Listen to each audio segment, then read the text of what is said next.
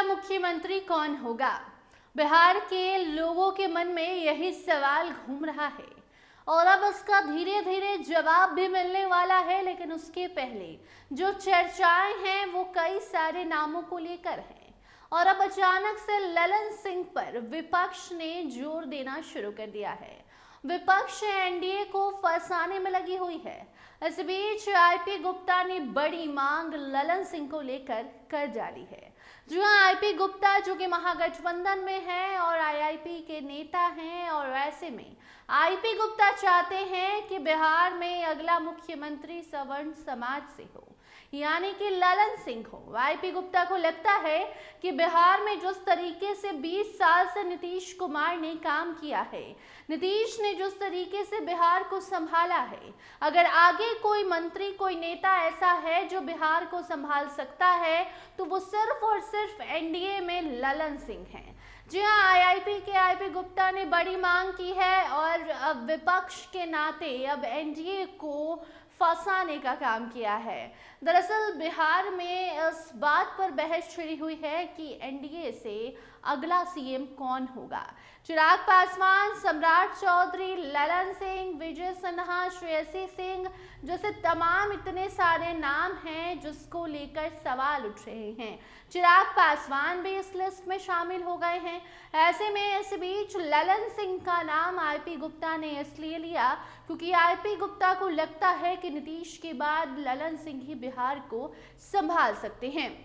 और ऐसे में एक तरफ जहां ये बात चल रही है कि बिहार में एनडीए जो है यानी कि बीजेपी से जो अगला सीएम होगा किसी दलित समाज से होगा, किसी दलित चेहरे को आगे बढ़ाने का काम भाजपा करेगी। उसी बीच आईपी गुप्ता की मांग है कि सवर्ण से कोई अगला सीएम बीजेपी बना दे। जी आपको बताते चले कि आईपी गुप्ता ने ललन सिंह के नाम पर जो नीतीश कुमार की पार्टी है, भाजपा है, इन सबको फंसाने का काम किया है। आईपी गुप्ता ने राज्य में अगले सीएम को लेकर जो बयान दिया है उसने एनडीए की हालात आगे सांप पीछे खाई वाली कर दी है। दरअसल आईपी गुप्ता ने मीडिया से बात करते हुए कहा कि इस राज्य को श्री कृष्ण सिंह, कर्पूरी ठाकुर, नीतीश कुमार जैसे समाजवादी नेता ने ही चलाया है। अभी भी एनडीए में एक ऐसा नेता है जो समाजवादी धारा के राजनीतिज्ञ है। ये नेता जयप्रकाश नारायण, कर्पूरी ठाकुर और नीतीश कुमार के साथ काम भी कर चुके हैं। एक नाम काफी चर्चित है और वो है केंद्रीय मंत्री राजीव रंजन उर्फ ललन सिंह। क्यों नहीं इन्हें ही बिहार का अगला मुख्यमंत्री बना दिया जाए।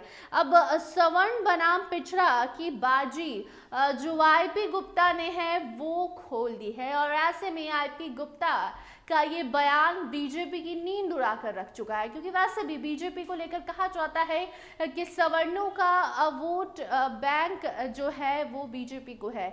बीजेपी को सवर्ण काफी ज्यादा सपोर्ट करते हैं। ऐसे में अब जब सवर्ण सीएम बनाने की मांग आईपी गुप्ता ने की है और बीजेपी इस बात को नहीं मानती है तो फिर सवर्ण समाज नाराज हो सकता है और आईपी गुप्ता ने ऐसा मोहरा चला है जिसमें बीजेपी फंस भी गई है। आपको बता दें कि आईआईपी विधायक आईपी गुप्ता ने बड़ी ही चालाकी से केंद्रीय मंत्री राजीव रंजन उर्फ ललन सिंह का नाम लेकर एनडीए के राजनीतिक गलियारे में सवर्ण बनाम पिछड़ा की राजनीति को जन्म दे दिया है। राजीव रंजन उर्फ ललन सिंह को सीएम बनाना चाहते हैं आईपी गुप्ता और इस मांग के बाद एनडीए की नींद उड़ गई है, क्योंकि लगातार कई सारे नाम सामने हैं।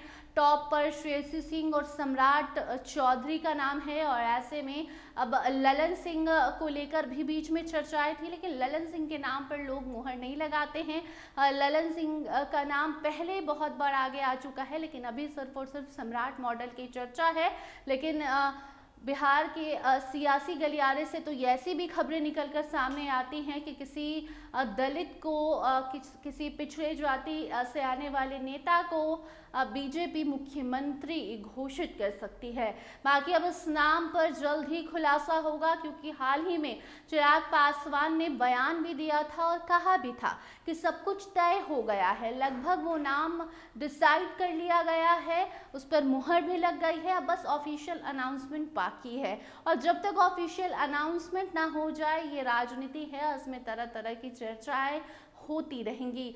बाकी आईपी गुप्ता की इस मांग पर आप क्या सोचते हैं? आपको क्या लगता है बिहार का मुख्यमंत्री किसे बनाना चाहिए? कौन बिहार को बेहतर भविष्य दे सकता है और बेहतर बना सकता है? इससे जुड़ा कोई भी नाम अगर आपके दिमाग में है तो कमेंट सेक्शन में जरूर बताइए।